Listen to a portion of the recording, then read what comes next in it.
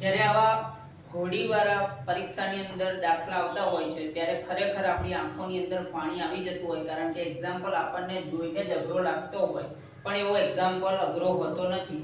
આપણે પ્રશ્ન જોઈએ કે એક હોડી સ્થિર પાણીમાં 13 કિલોમીટર પ્રતિ કલાકની ઝડપે મુસાફરી કરે છે. જો પ્રવાહની દિશા 4 કિલોમીટર પ્રતિ કલાક હોય તો હોડીને પ્રવાહની વિરુદ્ધ દિશામાં 63 કિલોમીટરનું અંતર કાપવાનું છે, તો કેટલો સમય લાગશે?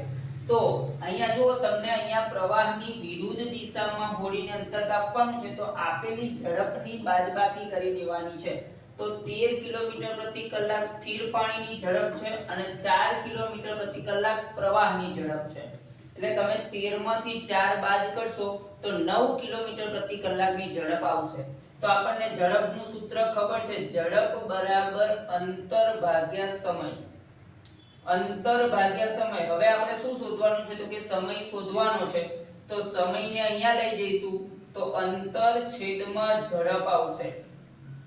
અંતર છેદમાં ઝડપ. હવે અંતર કેટલું છે? તો કે ભાઈ 63 કિલોમીટરનું અંતર છે. તો 63 છેદમાં આપણે ઝડપ અહીંયા 2 છે તો બાદબાકી કરીશું. 13 માંથી 4 જશે તો 9 કિલોમીટર પ્રતિ કલાક.